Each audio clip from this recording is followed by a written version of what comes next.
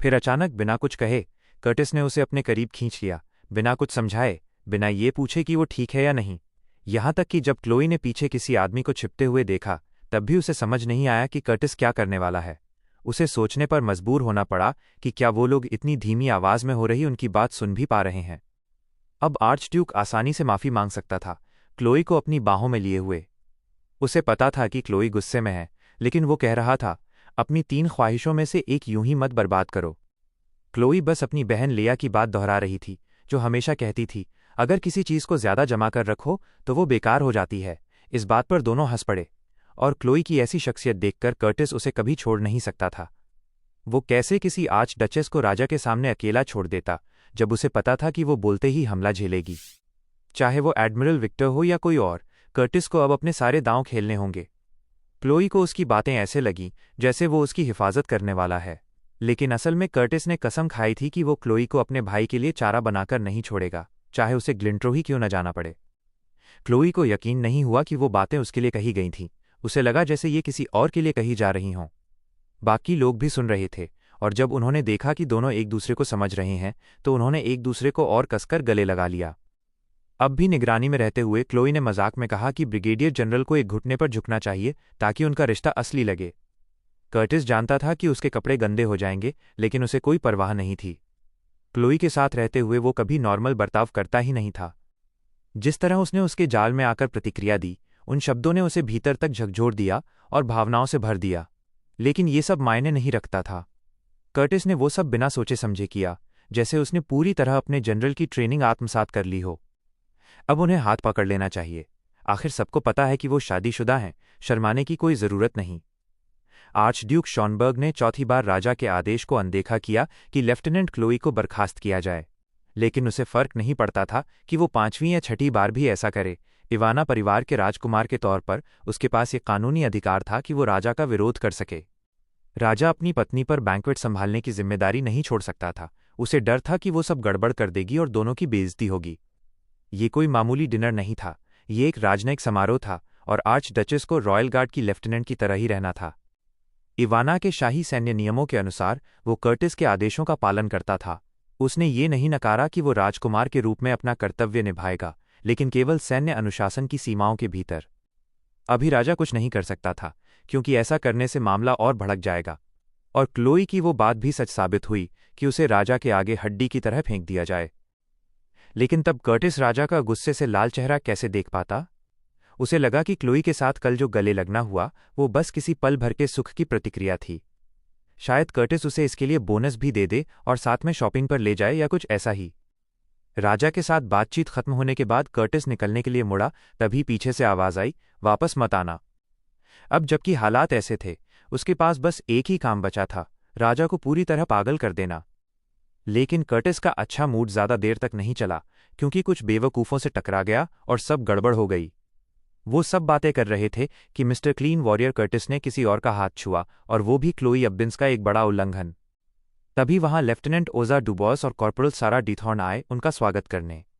और यहां असली गुनाह था लेफ्टिनेंट एबिन्स की खूबसूरती, जो खुद में एक अपराध जैसी लग रही थी। किसी और की पत्नी के बारे में ऐसी बातें करना बिल्कुल हद से बाहर था, और वो लोग शादी की बधाइयां कुछ ज्यादा ही अपनापन लिए हुई थीं। उन्होंने माफी मांगी और वादा किया कि आगे से ऐसा नहीं होगा, लेकिन क्लोई ने हंसकर कहा, आराम करो, मैं जानती हूं तुम सब सिर्फ दोस्त हो। तभी कैप्टन टूरियर ने लेफ्टिनेंट एडवांस को निजी बात के लिए बुलाया। उसने बताया कि उसकी माँ काउंटेस डियर आर्च डचेस से मिलने के लिए बेताब हैं। उसकी माँ ने अपनी 2 बेटियों को सेना में भेजा है, जो अपने आप में बड़ी बात है। आर्चड्यूक भी वहां कुछ पल के लिए जाना चाहता था, और क्योंकि कर्टिस को उसकी सुरक्षा करनी थी, टूरियर ने पूछा कि क्या वो उसके साथ उसकी बाँह पकड़कर चल सकती है। कर्टिस अभी अभी कल ही ड्यूटी पर लौटा था, उसके पास ज्यादा समय नहीं था, तो सबने जल्दी जल्दी काम निपटाया। शादी के बाद क्लोई का पहला दिन सरप्राइजिंगली शांत बीत रहा था, और वो थोड़ा रिलैक्स महसूस करने लगी थी। अपने ऑफिस में बैठी वो खुश थी कि सब कुछ उम्मीद के मुताबिक चल रहा है। बस उसे नहीं पता था कि जैक कब ठंडा पड़ेगा। लेकिन उसका सुकून ज्यादा देर तक नहीं टिक पाया, क्योंकि अचानक एक अनचाही मेहमान आ गई। बातचीत की शुरुआत उस मेहमान ने करते ही की, जब उसने टोक दिया कि आर्च डचेस का ऑफिस कितना बिखरा हुआ लग रहा है। वो थी मैडम ब्रिंग, वो असिस्टेंट जिसे खुद राजा ने चुना था, ये सोचकर कि वो क्लोई की मदद करेगी, असल में उस पर नजर रखेगी। उसे बिल्कुल पसंद नहीं आया कि किसी शाही सदस्य का कार्यस्थल इतना अस्त व्यस्त हो। उसने बताया कि वो राजा के आदेश पर आई है, उस बड़े स्वागत समारोह की तैयारियों को लेकर जिसकी तैयारियां पहले से चल रही थीं। ब्रिंग ने दावा किया कि चूंकि क्लोई ने अपना टाइटल नहीं खोया है, इसलिए अब शाही परिवार के लिए उसकी मदद करना और भी मुश्किल हो गया है। फिर ब्रिंग ने आर्चड्यूक के ऑफिस में सबको आदेश देने शुरू कर दिए और तुरंत उसे इस पर टोक दिया गया। वो औरत अपने बर्ताव को सही ठहराने की कोशिश कर रही थी और उसे समझ नहीं आया कि उसने नवविवाहित जोड़े को बैठने का सुझाव देकर इतना बड़ा पाप कैसे कर दिया। क्लोई ने सुझाव दिया कि वो उसे लेडीज वेटिंग रूम में ले चले, लेकिन ब्रिंग को वो कमरा छोटा और बुजुर्ग औरतों के लायक नहीं लगा। आर्च डचेस समझ गई कि उसे अब शाही सांप के मुंह में सिर डालना पड़ेगा, यानी मुस्कुराना पड़ेगा और खेल में साथ देना होगा। आखिरकार ब्रिंग ने तो यहां तक कह दिया कि बिस्तर पर बैठने का सुझाव देना बेहुदा था। क्लोई ने खड़े होकर उसकी मदद करने की कोशिश की, लेकिन ब्रिंग ने ऐसे बर्ताव किया मानो उसे किसी नौकर की तरह ट्रीट किया जा रहा हो। क्लोई को लगा कि वो किसी मजबूत और सख्त इंसान से निपट रही है, लेकिन असल में ब्रिंग तो बस एक चुगलीखोर बूढ़ी औरत निकली। उसे ये समझ ही नहीं आ रहा था कि आर्च ड्यूक और क्लोई राजा की उदारता को ठुकरा क्यों रहे हैं। ब्रिंग इतनी बातें कर रही थी हर चीज पर कि क्लोई ने उसे अनदेखा करके अपना काम शुरू कर दिया, लेकिन ब्रिंग बोलती ही चली गई। और ऊपर से क्लोई एटिकेट के कुछ नियम भी तोड़ रही थी, कम से कम ब्रिंग की नज़र में। ब्रिंग ने सोचा कि वो लड़की के साथ आधा अच्छा बर्ताव सिर्फ इसलिए कर रही है क्योंकि राजा ने कहा है। क्लोई ऐसे परिवार से थी जिसे उपाधि दी गई थी, ना कि विरासत में मिली थी, इसलिए उसे ऐसे आयोजनों की न योजना बनाने का अनुभव था, न उनमें शामिल होने का। इसलिए उसे ब्रिंग से पूछना पड़ा कि ऐसे समारोह आमतौर पर कैसे आयोजित किए जाते हैं। ब्रिंग ने इस सवाल को मजाक समझा, लेकिन सगाई के बाद का शादी का भोज भी क्लोई के लिए पहला अनुभव था।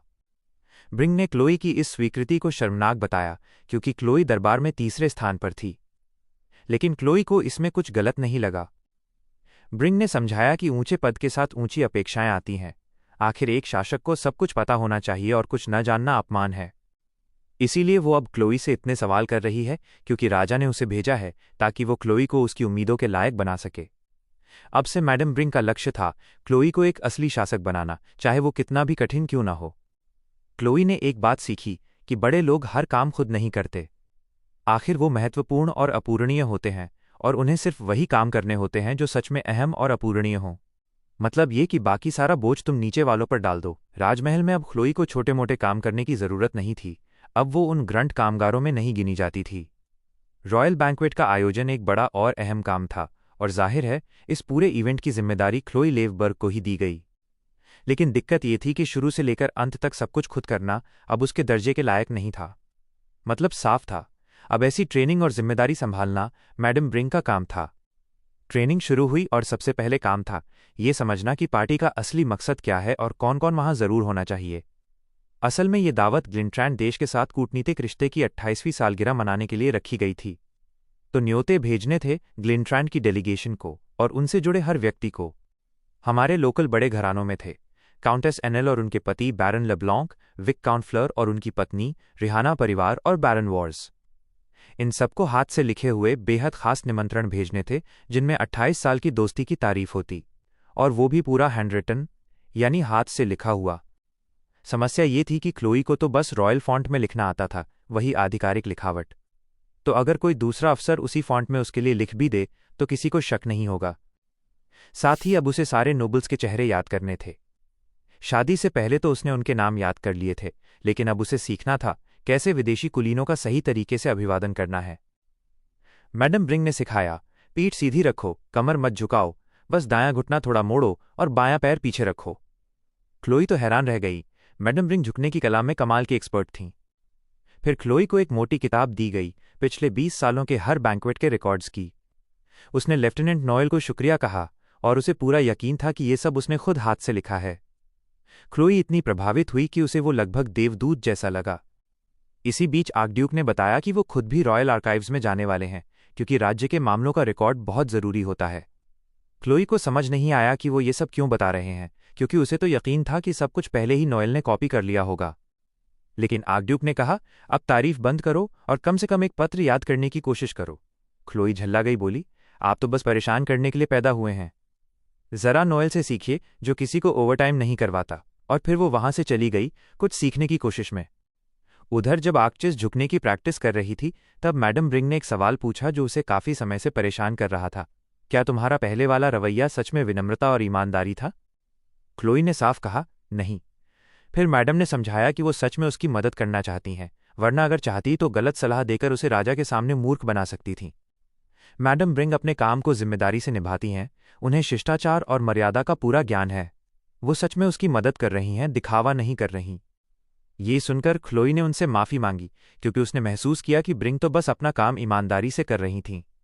क्लोई ने कहा, मैं महाराज का सम्मान करती हूँ, क्योंकि मैं भी आइवनेस की प्रजा हूँ।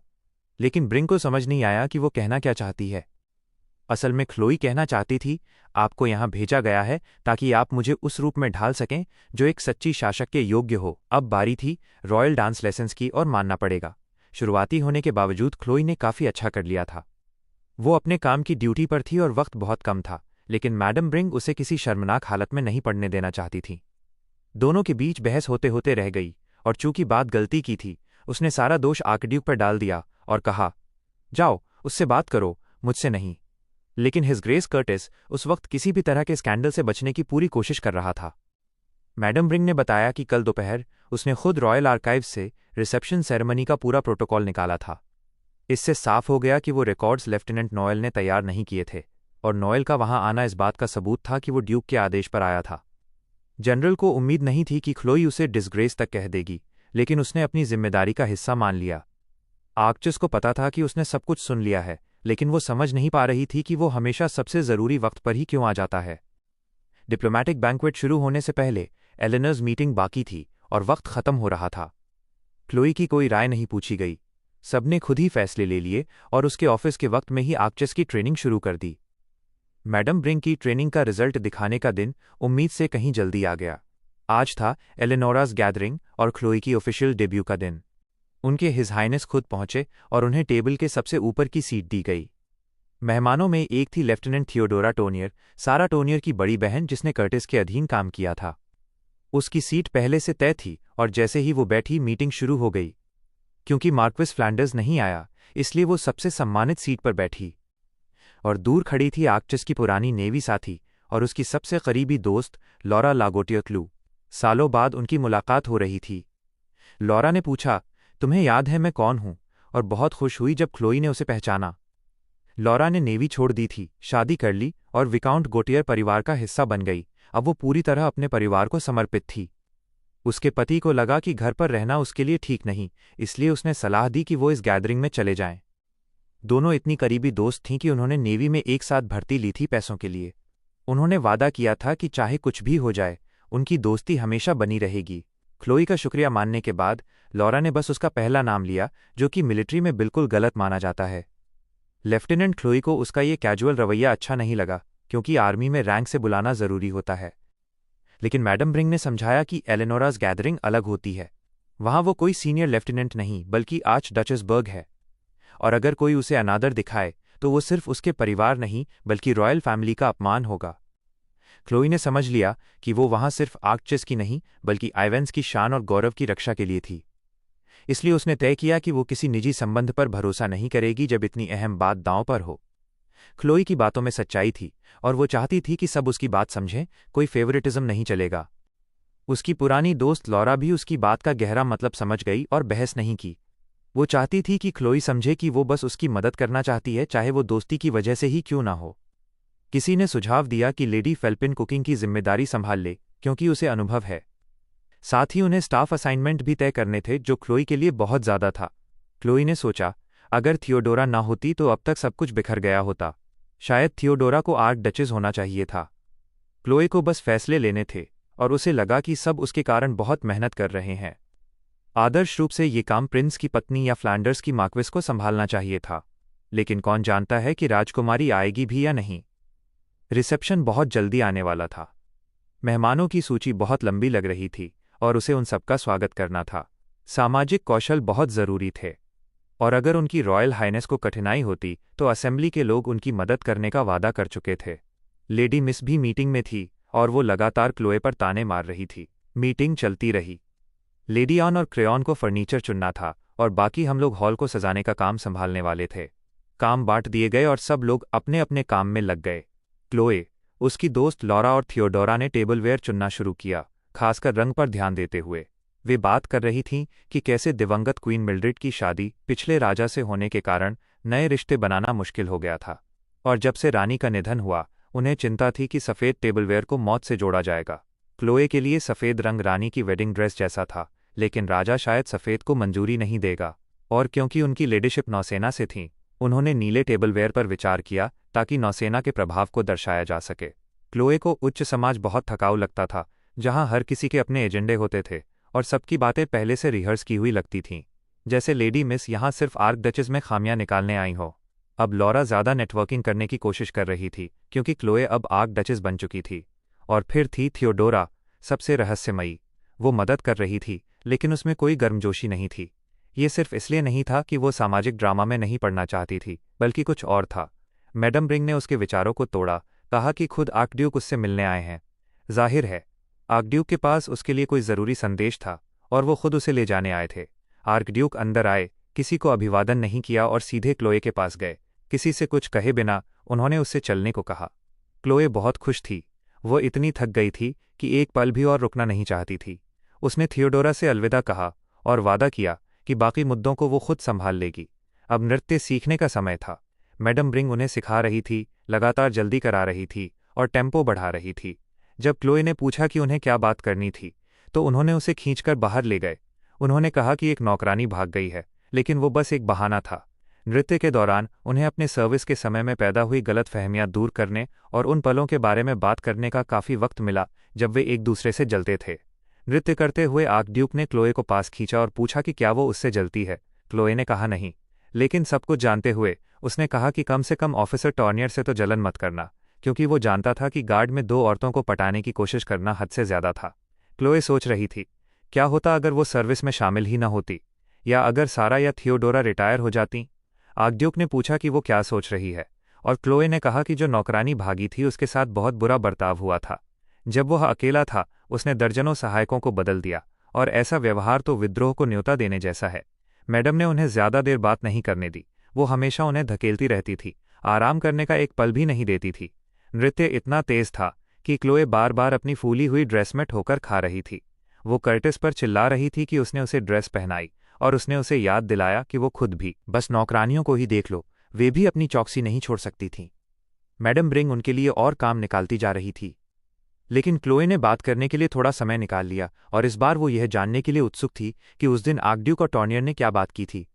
नृत्य चलता रहा और उनकी बातें भी, जैसे कि मैडम डुबोआ बीमार पड़ गई थीं और उनका बेटा पूरी तरह मूर्ख था, जिसने अपनी औरत को किसी और के हाथों खो दिया और खुद अकेला रह गया। आर्कड्यूक ने पूछा कि क्या किसी ने कभी उसे धोखा दिया है, और कहा कि सोच समझकर ईमानदारी से जवाब दो। कर्टिस ने यह सवाल जलन में पूछा था, क्योंकि हर बार जब वो उस आदमी को देखता और जिस तरह वो क्लोए को देखता, उसे गुस्सा आ जाता था। उसने तो ये तक सोचा कि शायद उन कुछ मिठाई के बक्सों के सौदे में कुछ और भी चल रहा था। भले ही क्लोए निर्दोष थी, कौन जानता था कि वो आदमी क्या सोच रहा था। और क्लोए ने जवाब दिया कि अगर वो ठीक से सोच पाती तो उसने उससे शादी ही नहीं की होती, और उसे खुश होना चाहिए कि वो इतनी बेवकूफ़ थी। कर्टिस क्लोए की हर बात पर ध्यान दे रहा था, जैसे वो किसी उत्कृष्ट कृति को सुन रहा था। जिसने भी क्लोए को चुना था वो सच में जीनियस था। हॉल में तैयारियां पूरी रफ्तार से चल रही थीं। लड़कियां टेबल सजाने का आखिरी काम कर रही थीं। लॉरा, ये जानते हुए कि टॉरियर 8वें सेना रेजिमेंट से थी, सोच रही थी कि वो सेल्टी में क्यों नहीं थी। पता चला कि वो अस्थायी रूप से उस रेजिमेंट में तैनात थी और उसे एक वीआईपी की सुरक्षा का आदेश मिला था। जब वो बर्तन सजा रही थी, लेफ्टिनेंट टॉरियर को नीली प्लेटें बिल्कुल पसंद नहीं आईं। उससे वे बहुत भद्दी लगीं, और क्योंकि सैनिकों को जल्दी निर्णय लेना चाहिए, लॉरा ने सुझाव दिया कि उन्हें किसी और रंग से बदल दिया जाए। लड़कियां बहुत थक चुकी थीं, इसलिए उन्होंने थोड़ा आराम करने और कुछ मज़ेदार कहानियां साझा करने का फैसला किया। लेडी मॉन्टिस ने उन्हें बीच में ही रोक दिया, कहा कि उनकी बातें अनुचित हैं और ये हिज हाइनेस बर्ग के नाम का अपमान है। लेकिन कोई भी उनका अपमान नहीं कर रहा था। लेडी मिस हमेशा की तरह बातों को तोड़ मरोड़ रही थी। उसने कभी नहीं सोचा था कि मॉन्टपेस्ट आर्क डचेस के हितों की इतनी तीव्रता से रक्षा करेगी। यहां तक कि वो खुद भी नहीं समझ पाई कि वो उस औरत की रक्षा क्यों कर रही थी जिसने उसके सामने से आर्कड्यूक को छीन लिया था। लेकिन आर्क डचेस ने एक बार मिस पर दया दिखाई थी, उसकी आंखों के आंसू देखकर, और वो बात आज तक उसके दिल में अटकी हुई थी। मॉन्टपीस कह रही थी कि अगर लॉरा एलेनोर के सर्कल का हिस्सा है तो उसे ताज की प्रतिष्ठा के लिए एक अच्छा उदाहरण पेश करना होगा। थियोडोरा ने बीच में हस्तक्षेप किया, सबको चुप रहने को कहा और कहा कि उन लोगों की बातें मत करो जो यहाँ नहीं हैं। आराम का समय खत्म हो गया था और वे सब वापस काम पर लग गईं, पूरी तरह थकी हुईं और ये चाहती हुईं कि रिसेप्शन अब खत्म हो जाए। आर्क डचेस को अभी भी एक समारोह से गुजरना था, लेकिन उससे पहले उन्हें फ्लैंडर्स की मार्क्विस का इंतजार करना था। लेफ्टिनेंट टॉरियर अपने दफ्तर में बैठी अपनी डायरी में लिख रही थी कि बाहर का दिन साफ था, लेकिन उसके अंदर उदासी थी। वो 2 हफ्तों से डचेस ग्लिंट की सुरक्षा की प्रभारी थी। अचानक कोई दफ्तर में घुसा और खबर दी कि डचेस ग्लिंट फिर से गायब हो गई हैं। वो कोई पेशेवर हत्यारिन नहीं थी, बस एक आम कुलीन महिला थी, और लेफ्टिनेंट समझ नहीं पा रही थी कि उसे वो कौशल कहाँ से मिल गए। अब वो पहरेदारों को ऐसे चकमा देती थी जैसे कोई भूत, लेकिन पहले तो वो बाग में भी रास्ता भटक जाती थी, इसे बहाने के तौर पर इस्तेमाल करके टाल देती थी। कुछ दिन पहले उसने कहा कि वो वॉशरूम ढूंढ रही है, और फिर रास्ता भटककर पूरी तरह गायब हो गई। और कल, जब उसे सैनिकों का समय बर्बाद करने का बुरा लगा, तो वो बाद में फिर से गायब हो गई। उसने सैकड़ों बार ये करतूत की थी, हर बार अलग और बेवकूफ़ी भरे बहानों के साथ, और आज फिर उसने हमें धोखा दे दिया। कोई समझ नहीं पा रहा था कि वह क्लोई बार बार गायब हो जाती थी, और उसके गायब होने का समय पूरी तरह से रैंडम था। सबके नर्व्स जवाब देने लगे थे। टोरी का धैर्य टूट रहा था, और जब उसे पता चला कि ग्लिंट्रैन ने चेतावनी दी है कि अब वो जासूसी की संदिग्ध है, तो इसके जवाब में डचेस ग्लिंट्रैन ने अपनी गुमशुदगी की एक्ट और भी ज्यादा जटिल बना दी। यहां तक कि राजा ने भी कंधे उचकाकर कहा कि उसे अकेला छोड़ दो, जिस औरत का ब्रेकअप हुआ हो उसे अपना दिल शांत करने दो। फिर लेफ्टिनेंट टोरी को खबर मिली कि डचेस ग्लिंट्रैन मिल गई हैं। सब ये जानकर हैरान रह गए कि डचेस राजा के साथ थीं। राजा ने लेफ्टिनेंट टॉर्नियर को बुलाया और बताया कि आर्कड्यूक बर्ग, जो कथित तौर पर देश के लिए लड़ रहा था, अब अपना असली रंग दिखा चुका है। और क्योंकि टॉर्नियर भी एलेनोर के आंतरिक सर्कल का हिस्सा थी, राजा ने उससे कहा कि वो आर्कचेस पर नजर रखे। उसे ये सब बिल्कुल पसंद नहीं आया, और उसे एहसास हुआ कि ये सब शायद कल हुई घटना की वजह से हो रहा है। बस कल ही तो वो और उसकी बहन खुशी खुशी उसकी आर्कड्यूक से मुलाकात और उनके निमंत्रण के बारे में बातें कर रही थीं कि जब भी चाहे उनसे मिलने आ सकती है। चीज़ें इतनी उलझ चुकी थीं कि उसने तय किया कि आज वो अपनी डायरी में बहुत कुछ लिखेगी। इस 28वीं सालगिरह पर क्लोई आधिकारिक तौर पर उच्च समाज में अपना डेब्यू करने वाली थी। ये एक खूबसूरत गर्मियों की बॉल थी, बहुत रोमांटिक, और हर कोई बेहद उत्साहित था। लोग आधे मजाक में फुसफुसा रहे थे कि महामहिम ने मैडम ब्रिंक को आर्कचेस क्लोई के पास उन्हें मेंटर करने के लिए भेजा है। बॉल पूरी तरह से परफेक्ट तरीके से आयोजित की गई थी, और ये सब एलेनोर की वजह से था। और कहना पड़ेगा, राजा ने स्कैंडल रोकने के लिए बहुत दया दिखाई। आखिरकार इस शानदार आयोजन की होस्ट पहुंच गई, उनकी महारानी आर्कचेस। उच्च समाज के लोग उन पर टूट पड़े, उनसे मिलने और उनकी तारीफों के पुल बांधने लगे। अफवाहें थीं कि उनका पति इतना परफेक्ट है कि वो खुद उसके मुकाबले फीकी पड़ जाती हैं। शायद यही वजह थी कि वो फिट और रग्ड था। उस दिन क्लोई ने तारीफें भी सुनी और ताने भी, लेकिन वो इतनी थकी हुई थी कि किसी बात पर ध्यान नहीं दे पाई। सबसे पहले उसे खाना था। भले ही वो सिर्फ अस्थायी आर्कटेचेस थी, लेकिन कम से कम सुविधाओं का मजा तो ले ही सकती थी। वो इतनी भूखी थी कि खाना चखने में बहुत मग्न हो गई।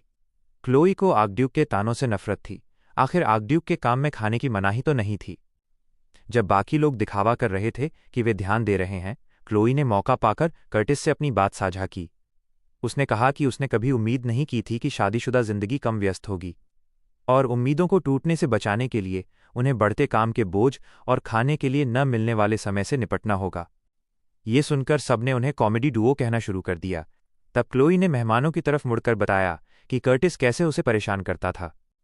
हालांकि उनके अफेयर की अफवाहें पहले से ही फैल रही थीं और प्रेस तक पहुंच चुकी थीं, फिर भी रॉयल गार्ड के बारे में ये बात मशहूर थी कि वहां एक अच्छी चीज़ थी, खाना बढ़िया मिलता था और उस पर भरोसा किया जा सकता था।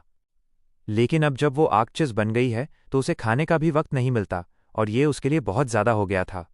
उसने स्वीकार किया कि अगर एलेनोर सोसाइटी की महिलाएं न होतीं तो वो पूरी तरह टूट जाती। उन्होंने उसकी मदद की जब सब कुछ बिखर रहा था, उसे उस मुश्किल समय से गुजरने में सहारा दिया, और अब ये बॉल बेहद शानदार बन चुकी थी। बॉल को देखते हुए क्लोई अपनी कृतज्ञता नहीं रोक पाई। ये महान ड्रैगन आया बानरिस और ग्रेनाडा का आशीर्वाद था। वे भी अपनी महारानी की मदद करके खुश थे, और क्लोई को उनकी प्रतिक्रिया बहुत पसंद आई। और अब अपनी सफल छवि को पुख्ता करने के लिए बस एक ही काम बाकी था, इन सभी लोगों की बातें सुनना। वो आर्कचेस है और बॉल की होस्ट भी, इसलिए इससे बचने का कोई तरीका नहीं था। उसे हर किसी पर ध्यान देना ही था। आज क्लोई को इन सभी लोगों के लिए अपने अंदर की हर आखिरी बूंद आकर्षण की निकालनी पड़ेगी। काउंट ऑरिन उन्हें देखकर बहुत खुश हुआ। क्लोई उसे जानती थी, वो दक्षिणी खानों की देखरेख करता था, और ये सामाजिक छोटी छोटी बातें उसे अनंत जैसी लग रही थीं। कर्टिस, जो अपनी पत्नी की फिक्र में था, उसे कुछ फल लाने की पेशकश करता है, भले ही क्लोई को लगा कि अभी थोड़ी देर पहले तो वो उसके ज्यादा खाने को लेकर उसे चिढ़ा रहा था। राज्य पूरी तरह गड़बड़ में था और क्लोई आर्कड्यूक के साथ अंतहीन बातचीत में फंसी हुई थी। क्लोई थक चुकी थी और बहुत भूखी भी थी, इसलिए अब वो किसी चीज को मना नहीं कर रही थी, न मीठे फलों को न चीज को। वो अपनी हद पर पहुंच चुकी थी।